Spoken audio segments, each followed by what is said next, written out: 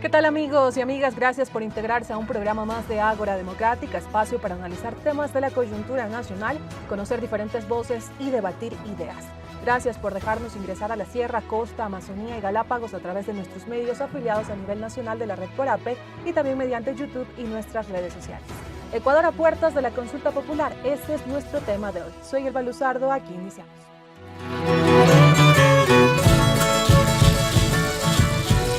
Rostros, voces y colores. Expresión de tierra diversa y mágica.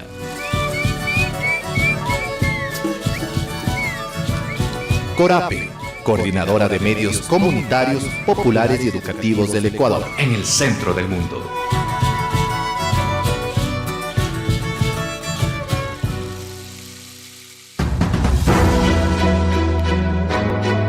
Y este 21 de abril de 2024, a pocos días, Ecuador volverá a las urnas para decidir sí o no sobre las preguntas de la consulta popular y referéndum impulsadas por el presidente Daniel Noboa. Recordarles que aquí debemos decidir sobre 11 preguntas. 6 pertenecen a la consulta popular y buscan reformar leyes, y las otras 5 son del referéndum e implican cambios en nuestra Constitución. Entre los temas a consultar están, por ejemplo, el apoyo complementario de las Fuerzas Armadas a la policía, el incremento de penas en delitos graves, control de armas, extradición de ecuatorianos, trabajo por horas y arbitraje internacional. Desde el anuncio de la iniciativa, las voces divididas no cesan. Están quienes apoyan la consulta y la creen necesaria para combatir el panorama desalentador que vive Ecuador debido a la inseguridad, y quienes siguen hablando de un gasto innecesario para el país y señalan que los temas se pudieran solventar vía Asamblea Nacional. ¿A qué temas debemos prestar mayor atención al momento de analizar las preguntas y acudir a las urnas? ¿Qué tan importantes son los anexos de las preguntas de la consulta? En caso de ganar el sí, ¿cuándo entra en vigencia los resultados y en este caso las preguntas aprobadas? Estos y más cuestionamientos aquí con nuestros invitados. Vamos a conocer quiénes nos acompañan aquí en Ágora Democrática.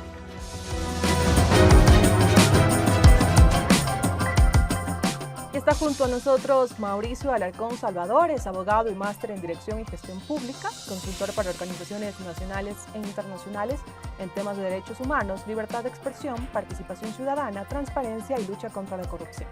Actualmente es director ejecutivo de Fundación Ciudadanía y Desarrollo.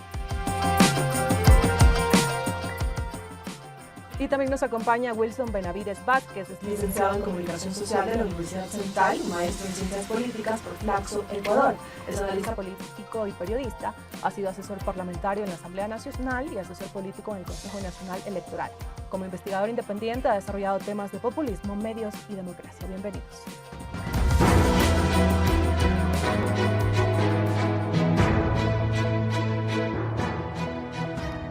Vamos en estos momentos a iniciar con Ágora Democrática e iniciamos con el señor Mauricio Alarcón. Independientemente de las voces a favor y en contra, la consulta es un hecho y este 21 de abril la decisión está en los votantes. Previo a iniciar con el análisis de algunas de las preguntas que continúan generando ruido en la población y es donde hay mayor debate, le consulto. Lo ocurrido en la Embajada Mexicana aquí en Quito lo relacionan mucho con este llamado a votaciones. Se habla de un Daniel Noboa que se sentía perdido en las urnas y por ello su decisión. ¿Qué opinión tiene de esto? Bienvenido. Elba, buenas tardes, un gusto estar aquí con ustedes en Ágora Democrática, un gusto compartir el espacio con Wilson, y creo que sería altamente irresponsable el haber atropellado el derecho internacional como se lo hizo la noche pasada, viernes, con fines electorales, por llamar la atención, por capitalizar votos, por mejorar un resultado de cara al 21 de abril. Se ha puesto en riesgo a un país entero en cuanto a sus relaciones internacionales. Aún no podemos dimensionar las consecuencias de la decisión tomada, como lo ha dicho la propia canciller, por el presidente de la República en el Palacio de Carondelet, pero si hubiera alguna vinculación con las elecciones del referendo y la consulta del 21 de abril próximo, insisto, sería algo de una altísima irresponsabilidad. Creo que cuando el país tiene frente a sí preguntas, cambios constitucionales, otros que viabilizan pasos, lo sensato es promover las ideas, promover el debate, viabilizar que la ciudadanía, con todos los elementos sobre la mesa, pueda tomar su propia decisión, no que alguien por la fuerza o por la espectacularización de una acción política, quiera obtener un resultado positivo. Perfecto, importante esa lectura. Y ahora también le vamos a consultar al señor Benavides, relacionado también con este tema. ¿Considera que este conflicto diplomático entre Ecuador y México y la condena hacia la decisión del gobierno ecuatoriano influirá en el voto del 21 de abril? una influencia negativa, porque, a ver, hasta hace unas semanas algunos daban por ganada esta consulta. Bueno, efectivamente comparto un saludo a todos, a Mauricio, Elvita, a nuestros amigos oyentes, muchísimas gracias por la invitación. Tema complejo relacionar una decisión política de tanta irresponsabilidad y de tantas consecuencias a nivel regional, interamericano y mundial inclusive, ¿no? Sobre todo si el mensaje del presidente Noboa era traer inversiones para generar empleo. Creo que la decisión tomada es o traerá completamente el resultado contrario al esperado por los anuncios y la comunicación política del gobierno. Creo que el elector se verá abocado ya, luego de esta decisión de fuerza, además, que es injustificable desde todo punto de vista, se verá abocado ya no a los contenidos de la consulta, sino necesariamente un plebiscito a favor o en contra del gobierno. O sea, si el gobierno quería, digamos, desarrollar los contenidos de las 11 preguntas, me parece que con la decisión que tome y con la agenda pública que se marca desde el viernes 5, me parece, a prácticamente 15 días de la consulta popular, esta se convertirá en un plebiscito de apoyo o rechazo a esa decisión, inmediatamente. Entonces, digamos, ahí se diluye cualquier contenido posible. Esta lógica de un poco las encuestas reflejaban, ¿no es cierto? Un apoyo, me parece que a enero de alrededor del 80% y que ha ido decayendo hasta marzo, ubicarse en alrededor del 57, 60%. Y esta lógica también de pasar del elector de votar todo sí en enero a discriminar las preguntas ya en marzo. Esto, ojo, medido antes del evento de la embajada. Me parece que ahora nos vuelven a la polarización y se convertirá en un plebiscito de apoyo o rechazo a la decisión del gobierno de Daniel Noboa. El señor Benavides ha hecho referencia a este tema de la aceptación que tenían inicialmente algunas de las preguntas y ahora habló de una discriminación. Avancemos con el tema de las preguntas. La última encuesta de Omar Maluk refleja que la pregunta sobre arbitraje internacional y contrato por horas de la consulta popular, en este caso son dos de las preguntas que no tienen mayor acogida. En este caso, señor Alarcón, le consulto, ¿usted también cómo analiza estas dos preguntas y por qué cree que esta acogida ha bajado durante estos últimos meses o semanas? Muchos factores son los que han hecho que la acogida de la ciudadanía, yo diría no solo respecto del referendo y la consulta, sino respecto a otras acciones de gobierno, esté en el estado actual, ¿no? Ya lo decía Wilson acertadamente, hubo la oportunidad de cambiar aquello que hemos visto durante los últimos 45 años, que un referendo se convierte en el termómetro del momento, de la popularidad, la credibilidad y la confianza del gobierno, que se podía hacer mejor las cosas, se podía presentar, como digo, ideas, contraponerlas para que sea el ciudadano el que tome la decisión final, pero ahora no, estamos una vez más en eso de si estoy con el gobierno o en contra del gobierno. El contenido termina siendo irrelevante y eso también es de una enorme irresponsabilidad. Dejemos de lado exclusivamente estos dos temas y estas dos preguntas que quizás son los que más resistencia generan ideológicamente hablando en un sector considerable del electorado. Tomemos las 11 preguntas. En este momento la ciudadanía se va a dar media hora, una hora de su tiempo para revisar anexos que son básicamente comprendidos y comprensibles para abogados, donde se dice el artículo cámbiese por van a darse el tiempo de ver qué decía el artículo antes, qué es lo que va a decir ahora. Definitivamente no. Estamos de nuevo frente a esa situación en la que, a ver, ¿de qué se trata la pregunta? Extradición. ¿Será positivo? ¿Será negativo? Extradición, no me gusta el término, adiós. ¿O no me gusta lo que el gobierno acaba de hacer? Adiós, voto no. Pasa con el contrato por horas, pasa con el tema de los arbitrajes internacionales, pasa con el tema de la justicia especializada de garantías constitucionales. De nuevo, esa irresponsabilidad de temas que podrían ser importantes para el país, llevarlos a la esfera de o estás conmigo o estás en contra mía, o estás con los personajes de bien o estás con el narcotráfico y el crimen organizado, es llevar un debate importante del país a una reducción inaceptable. Señor Alarcón, y me quiero quedar con algo importante que usted ha mencionado y es también en este caso, usted ha pensado en nosotros los votantes, en los ecuatorianos, en personas que no conocen este tema de leyes, de constitución y que a ver, se van a encontrar con una consulta popular en donde muchas hacen referencia a lo conforme al anexo tal, de la pregunta tal. ¿Cómo interpretar esto? Porque como dije, no todos conocemos leyes, no todos sabemos qué dice la constitución, qué es lo que se busca enmendar. Entonces, cuando nosotros vamos a las urnas, los ecuatorianos, los votantes, al momento de encontrarnos con una pregunta, ¿en qué tenemos tenemos que prestar pues mayor atención si no podemos interpretar el anexo? Pero es que, Elvita, eso no tenemos que hacerlo al momento de plantarnos frente a la papeleta. Tenemos que hacerlo desde antes. El debate responsable y a tiempo sobre el contenido para que la gente decida qué opción es la que va con su línea, con su sentir, con su pensar. No se lo hace el domingo 21 de abril frente a la papeleta. Por ello es que, de nuevo, esa irresponsabilidad de salir a decir 11 veces sí, 11 veces no, porque el gobierno me cae bien o porque el gobierno me cae mal, es el que ha llevado a que hoy, desde el retorno a la democracia en finales de los 70, ningún referendo, ninguna consulta popular haya traído beneficios abundantes a los ecuatorianos o haya sido la salida mágica a los problemas coyunturales. Con un detalle muy particular a propósito de esta consulta, que yo creo que, considerando los tiempos, fue muy bien puesta de cara a lo que será la búsqueda de un mandato definitivo de 4 años en febrero de 2025. Una forma de mantenerte vivo electoralmente hablando, de aparecer en los medios haciendo campaña sin que sea campaña propiamente hablando, y eso desequilibra la balanza y definitivamente trae condiciones distintas para quienes enfrentarán una elección en muy pocos meses. Señor Benavides, y a puertas de esta consulta popular, pues ya también hay inscritas algunas organizaciones en favor de sí y del no. Hace poco este conflicto también generado entre Ecuador y México ocasionó que Revolución Ciudadana se haya mostrado firme en oposición al gobierno nacional y también su postura de 11 veces no en esta consulta. ¿Esto también cómo lo analiza usted y cómo también considera influirá en las votaciones del 21 de abril? Yo no sé qué tanto puede influir lo que digan los partidos políticos o las organizaciones inscritas a favor del sí y del no, tomando en cuenta las cifras de credibilidad que estos tienen, ¿no?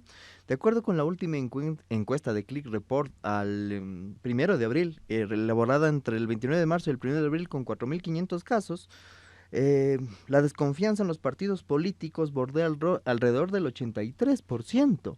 Entonces le preguntan a la gente, ¿usted confía o desconfía en los partidos políticos? 83% de encuestados dice, no confiamos en los partidos políticos. Incluso en el Consejo Nacional Electoral, 82% desconfía en el Consejo Electoral. En la justicia, 88% desconfía. Entonces estamos ante un descalabro institucional y obviamente en ese escenario los golpes de efecto, la construcción del espectáculo político prima sobre la racionalidad y sobre el sentido común, incluso con lo que pasó con México. Entonces, desde esa perspectiva, claro, tú dices qué tanto pueden influir estas organizaciones inscritas a favor del sí y del no. Diría de una forma súper marginal o extremadamente minoritaria. O sea, su incidencia va a ser marginal en el sentido en que las personas tomarán sus decisiones en función del espectáculo político que estamos viendo, aquí regionalmente. No les asombre que, como bien señalaba Mauricio, estamos ya a portas o iniciamos con la consulta popular ya la campaña electoral para el 2025 y que en diciembre del 2024 o enero del 2025 muy seguramente será capturado Fito. Y eso inmediatamente se traducirá en votos. Bajo esta lógica de generar el escándalo político para capitalizar políticamente algo que ya nos ha demostrado el gobierno de Noboa, donde no importan los contenidos, pero sí importa el resultado. Independientemente si te saltas el derecho internacional, el derecho local, etcétera, ¿no? Creo que algunas preguntas de la consulta popular evidentemente serán más llamativos, como decía Mauricio, desde el punto de vista ideológico, ¿no? Antagonizan un poco el escenario, si tú quieres, del contrato por horas, el tema de la extradición incluso, entre otras, y otras tantas más que ya se han consultado. No nos olvidemos, por ejemplo, de la enmienda constitucional vía parlamentaria del 2015, donde ya se aprobó el tema de estas tareas complementarias de las Fuerzas Armadas con la Policía Nacional, por ejemplo, y que se echó al tarro de la basura en la consulta del 2018. Perfecto, y antes de pasar con el tema de algunas de las preguntas, analizarlas, en este caso consultar, varios analistas hace tan solo unas semanas, unos días, señalaban que si hoy fueran las elecciones el presidente Daniel Noboa ganaba, que en este caso también era una consulta ganada. ¿Con este panorama podemos decir que es una consulta ganada o aún no está claro esto? Lo que pasa es que Daniel Noboa sufre lo que todos los políticos han sufrido, que es el hecho que la realidad les empieza a negar. Entonces, claro, tú dices, Daniel Noboa lucha contra la delincuencia, lucha contra el narcotráfico, etcétera, pero resulta que, por ejemplo, los sicariatos y las extorsiones se triplicaron en Guayas. Entonces, en relación al dato del 2023, Entonces, la realidad que está sintiendo la gente no es la realidad que está viendo el gobierno. Y a tal punto no es la realidad y esta caída en picada. Lo que pasó, 137 muertos según la cifra oficial en el feriado de Semana Santa. Entonces es ilógico pensar que eso pueda pasar en un estado de excepción vigente en ese entonces y también con la declaratoria del conflicto armado interno. O sea, no es posible que eso haya pasado, el asesinato de la alcaldesa más joven del Ecuador, entre otras cosas. Entonces, esta realidad empieza a imponerse sobre el relato y la gente la siente y la palpa diariamente, a tal punto que tienen que distraernos con el tema de Glass y el tema diplomático que ahorita estamos viendo. Pero en la práctica, delincuencia, sicariatos, etcétera, siguen en pleno apogeo. Incluso el Plan Fénix no asoma hasta el momento, nadie conoce en qué consiste y qué alcance tiene, cuáles son los indicadores de gestión, los indicadores de resultados, quiénes son los actores involucrados, los públicos objetivos. Hasta el momento no se conoce el Plan Fénix, ¿no? Hace un momento usted hizo mención, y el señor Alarcón también, al tema de la pregunta que habla sobre permitir el apoyo complementario de las Fuerzas Armadas en las funciones de la Policía Nacional para lo que señala el gobierno combatir el crimen organizado. Aquí se busca reformar parcialmente la Constitución. En los anexos de esta pregunta se habla de una intervención complementaria, se habla de que se podrá realizar en este caso estas acciones en un término máximo de 180 días, con una renovación por el término máximo de 30 días. Y aquí surgen dudas también. ¿Esto dista mucho de lo resuelto en el estado de excepción o es el mismo estado de excepción, pero cambiado un poco las palabras, señor Alarcón? Bueno, en este momento hasta no importa lo que diga la Constitución. Mira que acaban de firmar un decreto ejecutivo que declara la persistencia de un conflicto armado interno como si fuera una institución que puede andar sola por la vida sin ir de la mano de un estado de excepción. Basta abrir la Constitución y leer. Es un artículo el que dice claramente que el presidente de la República puede decretar el estado de excepción en caso de conflicto armado interno. ¿Cómo vive el conflicto armado interno sin la declaratoria de estado de excepción? El estado de excepción se acabó el 8 de abril, fin. Ah, no, pero es que aquí hay voluntad. No, en un estado de derecho puede haber voluntad, pero hay reglas para que las respeten. Y ahí tú tienes el ejemplo, en función de lo que me preguntabas, de qué puede venir después. Una cosa es el estado de excepción y es una institución que, como su nombre lo indica, se activa excepcionalmente bajo ciertas condiciones para que el gobierno no solo saque a las Fuerzas Armadas a hacer su trabajo, sino para que restrinja derechos, para que cambie líneas presupuestarias, para que actúe y mueva la sede de gobierno si le viene en gana. No es únicamente el tema de militares a la calle. Este cambio constitucional, que no se origina en Daniel Noboa, se origina en Guillermo Lasso y que pasó por la Asamblea Nacional anterior y actual, nos plantea un escenario distinto. Un apoyo complementario de las Fuerzas Armadas a la Policía Nacional en materia de seguridad interna, sin que la policía pierda la rectoría de la seguridad interna, se lo dice con claridad, que no necesita pues que uno se levante de buen o mal humor y firme un decreto, sino que tiene que ser solicitado por la cabeza de la policía para que el Consejo de Seguridad Pública y del Estado, mediante un informe motivado, le diga al presidente, puede firmar un decreto. Y ese decreto tiene contrapesos, tiene controles. Incluso dentro del anexo de esta pregunta se cita con claridad que hasta excepcionalmente, no bajo estado de excepción, pero excepcionalmente en este apoyo complementario interno, las Fuerzas Armadas también pueden tomar el control de los centros de rehabilitación social.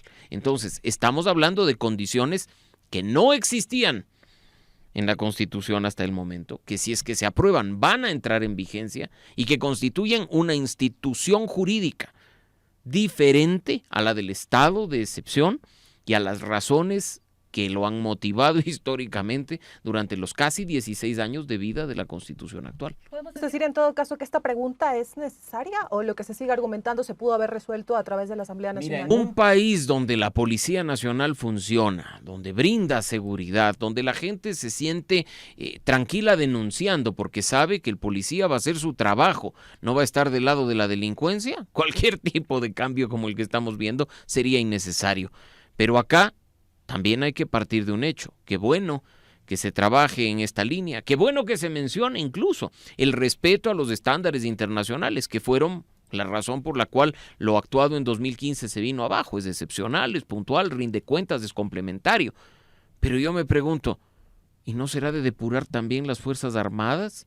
¿No será de depurar también la policía? ¿O todo es un asunto de leyes? El problema, o uno de los problemas que hemos vivido durante todo este tiempo, no solo en materia de seguridad, sino en muchos temas, es que creemos que todo se soluciona con normas. Cambiemos la Constitución y pues por arte de magia somos Suiza. Cambiemos la ley tal y por arte de magia tenemos la policía alemana. O firmemos un decreto ejecutivo y nos dejan de matar. Y ya sabemos la consecuencia de creer que todo se soluciona con normas.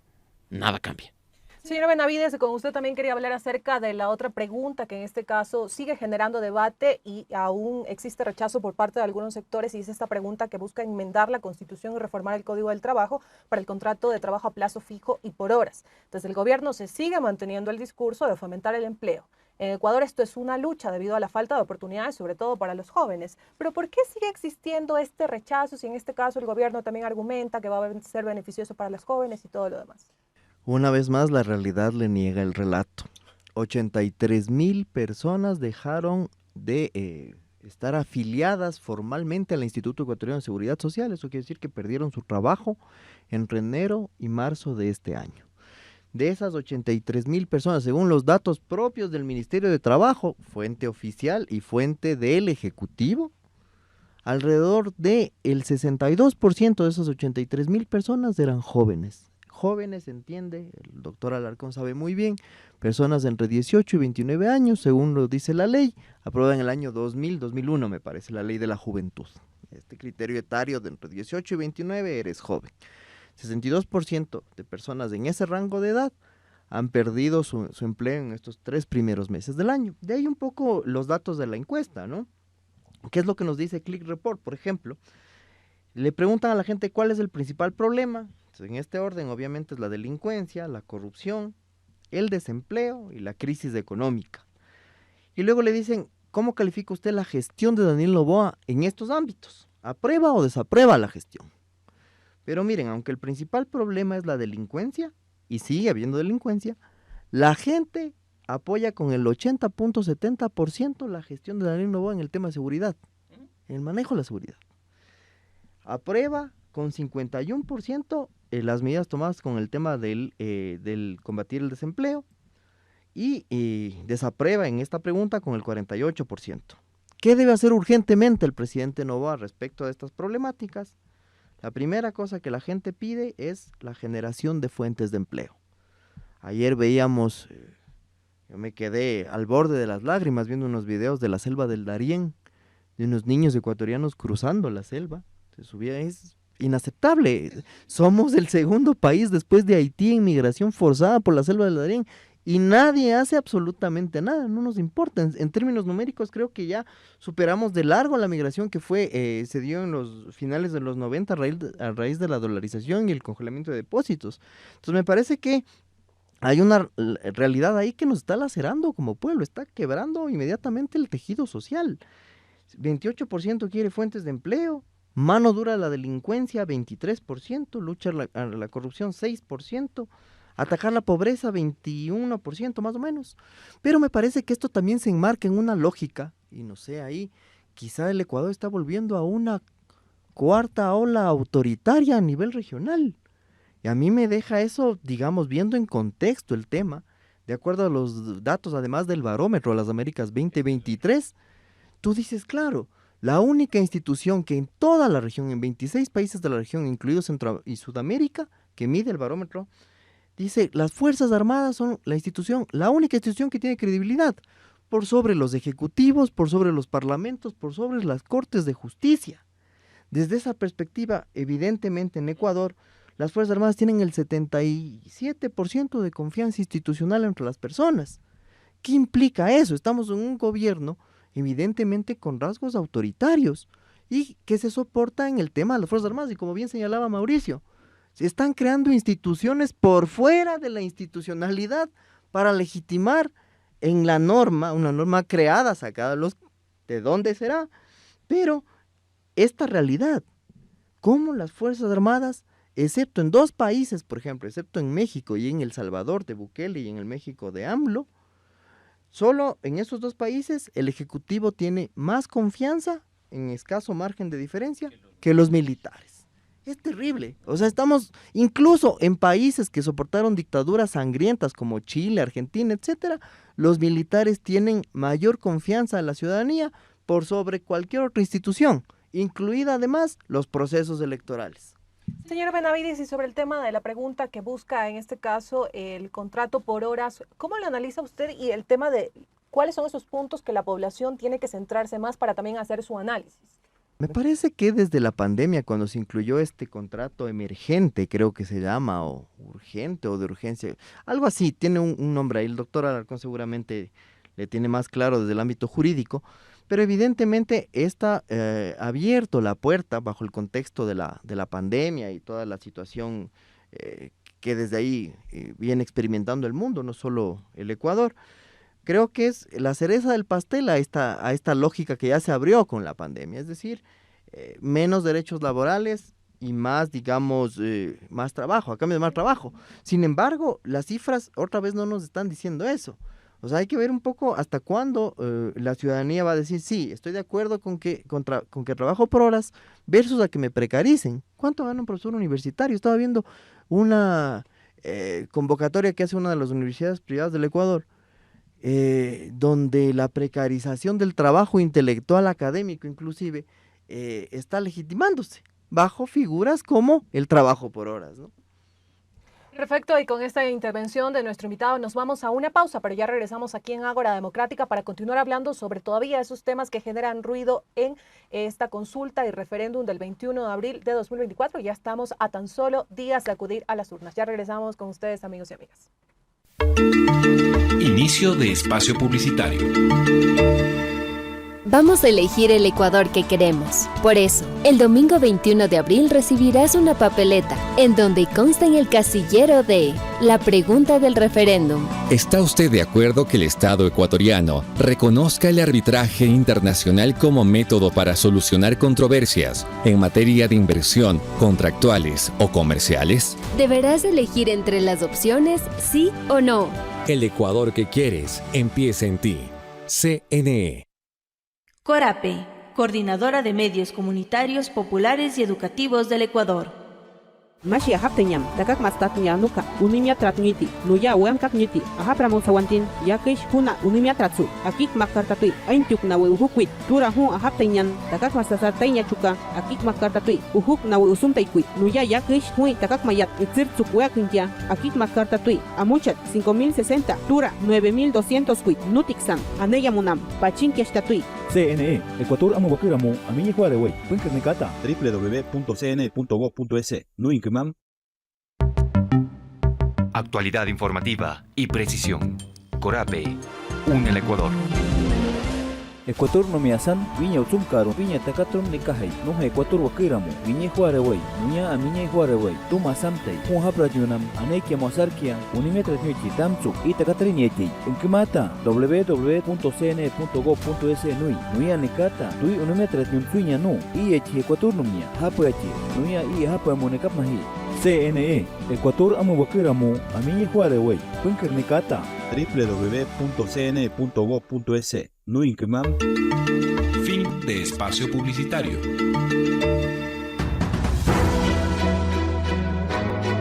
Estamos de regreso aquí en Ágora Democrática. Gracias a todas las personas que están pendientes de este programa, que semanalmente nos sintonizan a través de nuestros medios afiliados a CORAPE a nivel nacional, que nos permiten ingresar a la costa, sierra, Amazonía y región insular. También a quienes nos ven a través de nuestras redes sociales y nuestra plataforma en YouTube. Estamos conversando con dos invitados sobre la consulta popular y referéndum, analizando algunas de las preguntas. Y aquí también le voy a consultar al señor Alarcón la pregunta relacionada sobre arbitraje internacional. En este caso, hablemos de esta pregunta, es la pregunta D del referéndum. Se consulta si se está de acuerdo con que el Estado ecuatoriano reconozca el arbitraje internacional como método para solucionar controversias en materia de inversión, contractuales y comerciales. Se habla de modificaciones al artículo 422 de la Constitución, pero también aquí, ¿cuáles son los temas que uno debe de prestar atención en el anexo al momento de analizarla para poder entender esta frase, ¿no? Arbitraje internacional, que es algo que muchas veces se desconoce. Este es un cambio completo del artículo. Se saca un artículo y se pone otro. No hay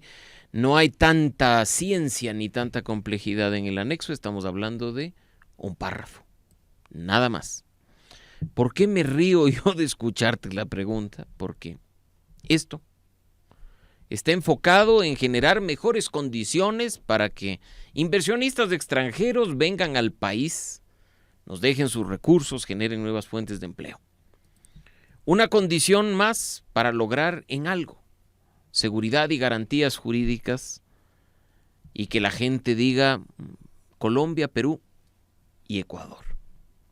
Después de lo que pasó el viernes, después de la 20ª reforma tributaria que acaba de ser plena desde el 1 de abril, puedes tú proponerle, pues no sé, arbitraje papal en consulta popular o en referendo a un inversionista extranjero que se lo va a pensar muy bien antes de poner un centavo en Ecuador. Y muchos me dirán, qué fatalista. Pero yo hago la pregunta, si un gobierno es capaz de violar un instrumento internacional, que es una convención que ha estado en vigencia en el mundo durante décadas, que ha sido irrespetada por gobiernos considerados dictatoriales, ¿no va a ser capaz de desconocer una cláusula en un contrato de inversión? Capaz es. Espero que no lo haga. Se borra con el codo lo que se hace con la mano. Si se le estaba motivando al inversionista extranjero diciéndole, mira, ahora vamos a poder incluir una cláusula para que un tercero imparcial y no nuestra podrida justicia ecuatoriana sea la que resuelva en caso de que tengamos una controversia o una disputa, ahora reinará, pues, no sé, el estado de ánimo de quien ocupe el sillón presidencial para poder llevar a cabo cualquier tipo de acción en contra de un inversionista. Yo creo que esto sí es muy importante. Yo creo que hay que dejar en mucho, no apelar a ese concepto de soberanía que se menciona una y otra vez para limitar las formas de resolver conflictos. Pero hacer las cosas bien. No por un lado proponer un cambio que es positivo y por otro actuar de forma tal que cualquier iniciativa se diluye rápidamente en el agua, ¿no? Y esta pregunta sobre el arbitraje internacional, el señor Alarcón la ha considerado como un cambio positivo, pero también en este caso ha hecho el cuestionamiento a las decisiones del gobierno ecuatoriano, y volvemos a retornar al tema del conflicto entre México y Ecuador. En este caso también, ¿cómo lo analiza usted, señor Benavides? También considera que ha sido un cambio positivo, pero podría traer desventajas en caso de que se apruebe y teniendo todo este escenario de lo que hizo Ecuador. A ver, creo que la realidad está, también reitero, el tema de negando el discurso oficial en todos los ámbitos, en todos los frentes. Por ejemplo, lo del arbitraje claramente está orientado a, tengo yo pensado, no sé, quizás facilitar la inversión extranjera en el ámbito minero, por ejemplo. Pero ¿qué señal estamos dando en Palo Quemado, en otros sitios así, donde el ejército está actuando con mano dura por el tema de la consulta minera, etcétera? Entonces ahí hay un conflicto minero que no está resuelto, lo conversamos el otro día, Elvita, justamente, y me parece que un poco esto va enganchado a eso. Entonces me parece que si los sectores opuestos a esta pregunta o opuestos a la consulta popular, digamos, activarían un mensaje, deberían asociar ambas cosas, ¿no es cierto? O sea, el arbitraje está orientado a defender a las empresas mineras, ergo, que atacan a los comuneros con la tutela y la acción directa de las Fuerzas Armadas. Me ha llamado la atención en este escenario también que le preguntan a la gente, y cito aquí otra encuesta, la de IMACEN de Giovanna Peñaflor, es una consultora peruana, además muy cercana al proceso político, entre comillas digo proceso político, de Rafael Correa, Giovanna Peñaflor, y le preguntan a la gente, esta encuesta es de marzo del 2024, y dicen, ¿a quién cree usted que beneficiará el gobierno de Daniel Noboa?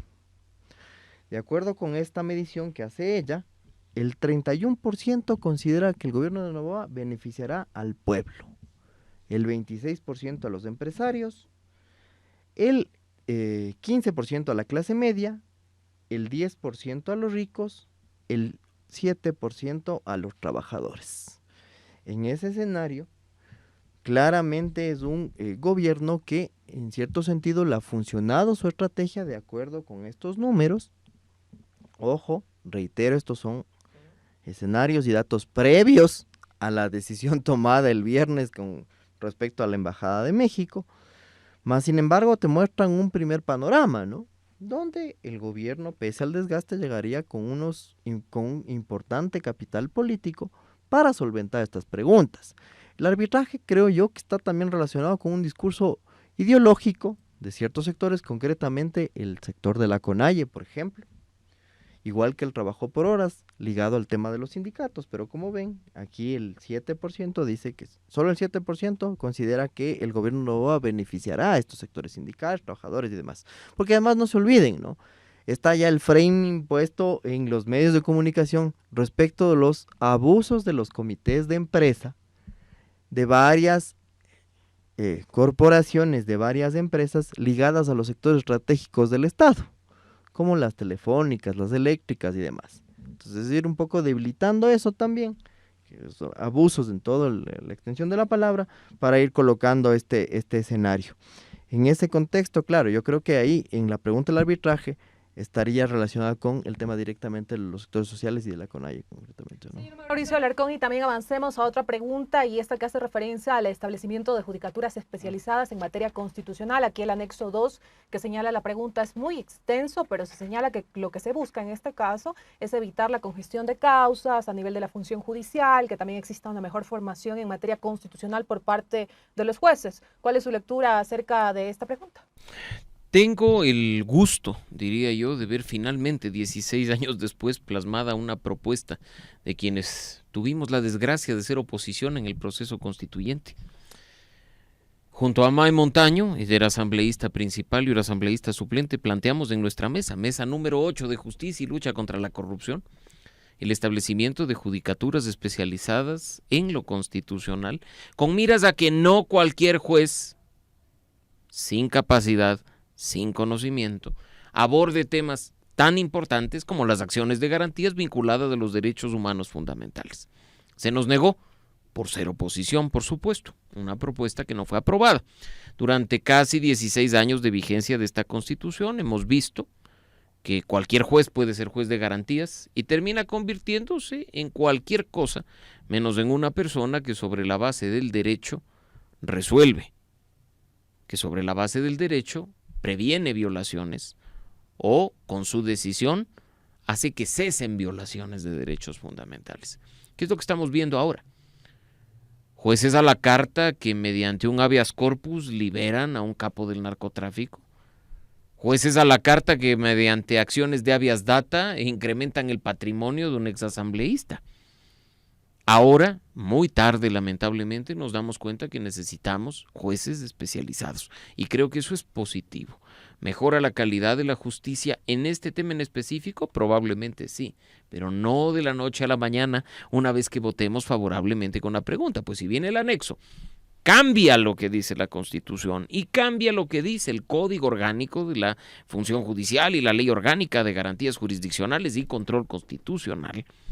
Hay un proceso que seguir.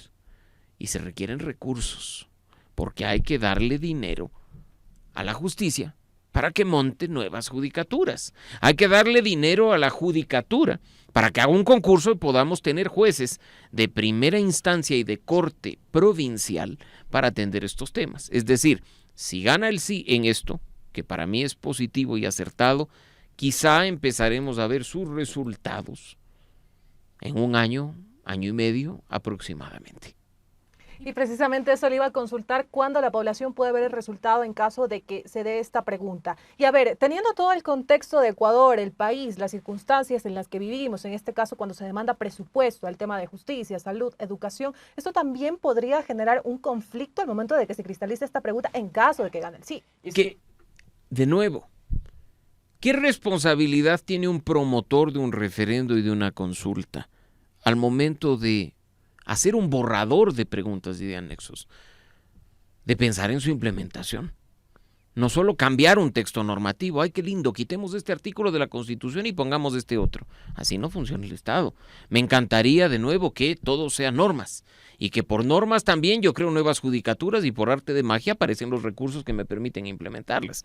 Si yo le estoy planteando al país un tema tan sensible como este, una acción tan positiva para cambiar en algo la podredumbre judicial, tengo que hacerlo de forma responsable, tengo que haciéndolo garantizar en definitiva, los recursos dentro del presupuesto general del Estado. Caso contrario, ¿qué nos van a decir? Sí, usted votó, sí, se aprobó, y cambiamos la Constitución y las leyes, pero no hemos tenido plata. Siéntese y espere. Cuando haya plata, usted verá el resultado de la consulta. De nuevo, si yo redacto una pregunta, si yo redacto un anexo, tengo que hacerlo con total y absoluto conocimiento de qué es lo que va a pasar con un resultado positivo. El resultado negativo deja las cosas como están y punto. Una salida bastante fácil, pero el positivo, además teniendo a una ciudadanía que está pendiente de ver cómo esto ayuda a la seguridad, a la justicia, a la corrupción, creo que podría incluso ser un coletazo y terminar afectando la credibilidad, la confianza y la popularidad si no se ve en alguna medida algún resultado. Señor Benavides, y también hablemos con usted acerca de esta propuesta, de esta pregunta en la consulta popular que habla sobre el incremento de penas para ciertos delitos. El anexo de esta pregunta señala que en caso de ser aprobada, pues el presidente Daniel Noboa remitirá un proyecto de ley reformatoria al COIP. Aquí se habla de que la Asamblea Nacional contará con un plazo máximo de 60 días para debatir y aprobar este tema, pero aquí también surge la duda. Esto se pudo haber hecho directamente a través de la Asamblea Nacional, porque hemos visto un presidente, un gobierno que envía proyectos y la Asamblea lo analiza, tal cual como señala este anexo. A ver, yo creo que lo importante aquí es, en la misma línea del doctor Alarcón, justamente, es decirle a la gente que los cambios establecidos en la consulta popular no se van a dar de un día para otro, y menos aún bajo la lógica política que ya se implementó desde la Constitución de Montecristi, donde ustedes se acordarán en el régimen de transición, se establecía una lógica medio de proyectos, ¿no? De proyectos de ONGs, es decir, poner fechas para obtener resultados. Resulta que, por ejemplo, una de las leyes que estaban con tiempos y demás era la ley de comunicación.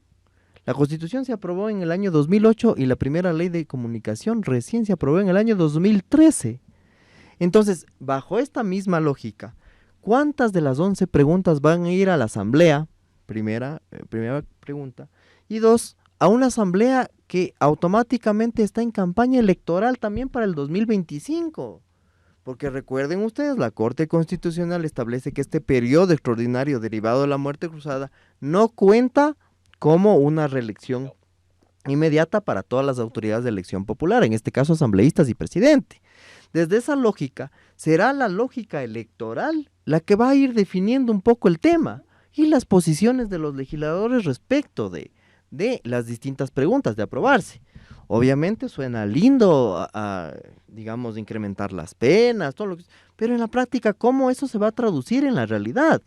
Recursos, plazos que no se van a cumplir con una nueva asamblea, con la nueva composición, además política que va a haber en la asamblea, después que está viendo ya, hoy en la mañana fue un desastre la asamblea, la Comisión de Relaciones Internacionales versus la Comisión de Fiscalización. Se dijeron de todos los asambleístas. Entonces, esta mayoría que consolidó inicialmente el gobierno de Noboa con el Partido Social Cristiano y la Revolución Ciudadana ya no existe más. Desde esa perspectiva, ¿cómo se va a viabilizar los resultados de la consulta popular en el legislativo? Muchas de las 11 preguntas tienen que ir a cambios legales que pasan por definitivamente el poder legislativo. 6 de las preguntas en definitiva. Entonces estamos hablando de más de la mitad. Si 6 preguntas van al legislativo, a un legislativo ya automáticamente fragmentando, donde no hay la mayoría inicial que hubo, y que además un legislativo que estará en campaña pensando en las elecciones generales 2025, muy difícilmente así el pueblo apruebe, esto verá la luz al menos en el corto plazo. Ya lo han dicho ustedes, lo ha dicho el señor Alarcón, 6 de las preguntas de la consulta popular y del referéndum tienen en este caso que pasar a la Asamblea Nacional, es decir, van a estar en la mesa de debate en la Asamblea Nacional, una Asamblea Nacional en donde se ha visto nuevamente estas pugnas, estas fricciones entre el Ejecutivo. Y aquí consultarle, señor Benavides, ¿considera que dentro de todo este escenario también fue una irresponsabilidad la del presidente Daniel Noboa poner también en manos de la Asamblea Nacional estos temas, no enviarlos directos y ponerlos en una consulta? Porque, a ver, no todos conocemos la población de cómo son estos procesos para que la pregunta, en caso de que se apruebe, pues se viabilice. Hay un viejo adagio en la diplomacia a propósito de la coyuntura diplomática que nos convoca como país. Cuando tú quieres que algo no salga, crea una comisión. Crea una comisión y eso se estancará en la comisión. Cuando quieres que algo no salga inmediatamente, mándale al Congreso, mándale a la Asamblea Nacional. Es prácticamente una burla al pueblo ecuatoriano, además decirle que los cambios serán inmediatos. Es evidente ya en lo procedimental que implican primer debate, segundo debate, etcétera, una serie de procedimientos parlamentarios, así le pongas la barrera temporal, eso no se va a cumplir. No se cumplió en la Constitución de Montecristi, donde además la fuerza política dominante en la época llegó a tener 100 legisladores y ni así pudieron sacar las leyes. Ya pasa también por una explicación de la cultura política, ¿no? Señor Alarcón, y consultarle en este caso, pues, algunos temas referentes, otras preguntas referentes al tema de seguridad. Hemos visto un gobierno, y varios analistas lo han señalado, un gobierno que ha marcado su discurso con el tema de seguridad. Cada decisión que argumentan es en este caso diciendo que lo hacen por la seguridad del país, debido a este conflicto que se ha vivido. Y pues bueno, en las preguntas de la consulta popular vemos otros temas. También, por ejemplo, se habla aquí de que si se está de acuerdo con las personas privadas de la libertad, cumplan la totalidad de su pena dentro del Centro de Rehabilitación Social. Aquí también esta es otra de las preguntas que va a debate en la Asamblea Nacional. A ver, hay cosas importantes, hay cosas intrascendentes, hay acciones concretas, hay acciones difusas en este shampoo que recibiremos en la papeleta el 21 de abril. Tienes preguntas tan absurdas, porque la respuesta es bastante lógica, como decirles a los ecuatorianos, vea, ¿quiere usted que los militares hagan controles de armas alrededor de los centros de rehabilitación social? O sea, el que sale y dice vota no en esa pregunta, o sea, no hay forma. No hay forma de decirle que no a esa pregunta. ¿Innecesaria? Por supuesto que sí. Esa pregunta no tiene ni anexo. ¿Qué ley se está cambiando? Porque ya lo pueden hacer, además pues. se está haciendo los famosos CAMEX, creo que se llama. Pero es que Wilson, ya lo pueden hacer. ¿Qué en el momento actual? Estado de excepción, no estado de excepción, conflicto armado interno. La primera pregunta de la papeleta, la que tiene que ver con asuntos. ¿Qué impide o qué limita que lo hagan? Por eso es que no tiene anexo esa pregunta. Es una pregunta como decirte, ¿el agua es cristalina, sí o no?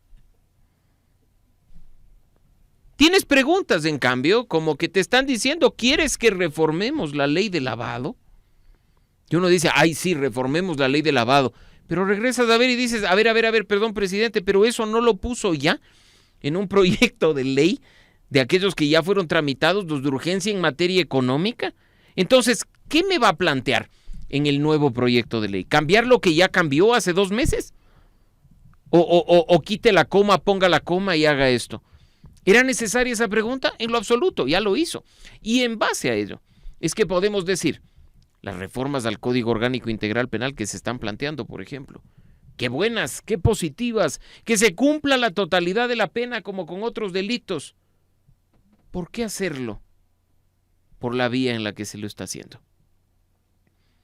¿Por qué no le plantearon al país, Wilson, claramente, cámbiese el artículo del Código Orgánico Integral Penal que dice esto a esto?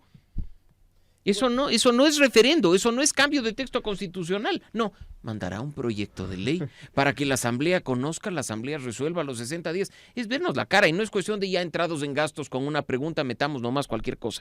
Acordémonos también de la Comisión Especial de Enmiendas Constitucionales que estaba funcionando y que tramitaba justamente el tema de la complementariedad del trabajo de las Fuerzas Armadas con la Policía Nacional.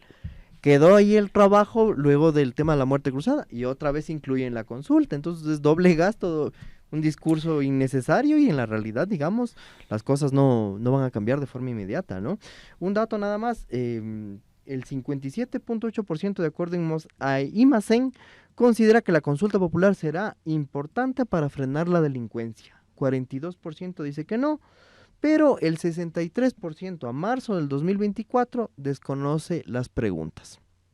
Y consultarle, señor Benavides, el señor Alarcón ha hecho referencia a estos cuestionamientos en ciertas preguntas, que muchas de las preguntas, pues bueno, son innecesarias. Se pudo haber consultado directamente, se pudo haber enviado directamente a la Asamblea Nacional en vez de consultarlos, pues a través de una consulta y un referéndum que ha generado un gasto millonario para el país. Pero ahí surge la duda también, ¿por qué el Consejo Nacional Electoral dio paso a esta consulta?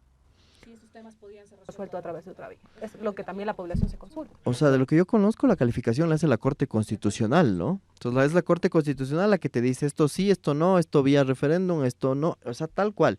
Entonces me parece que ahí la Corte Constitucional es un poco quien decide qué preguntas van y cuáles no. Pero ¿no es cierto? Revisa. Y esto es importante decirlo, revisa las formas. Exacto. Porque además el Consejo Electoral ya en la práctica no nos va a poner números en las preguntas, sino letras. Letras. Entonces cuenta en tu mente las letras de la A hasta la letra número 11 del alfabeto. Y dices, claro, es la pregunta A, B, C, J, K. Entonces, es también muy complejo que la ciudadanía se entere de los contenidos de las preguntas por este hecho, ¿no? No te informamos por el número de la pregunta, sino por la letra. Entonces yo le digo a usted, Elvita, ¿cuál es la pregunta acá? Entonces, no, la gente y la apoya, ¿y dónde está? O sea, es un tema también muy complejo, creo que se enmarca dentro de una lógica de democracia plebiscitaria a todas luces, ¿no? Y ojo, esto de democracia plebiscitaria no es el hecho de que a cada rato acudamos a las urnas, sino es el hecho de cómo se ejerce el poder por fuera de la institucionalidad.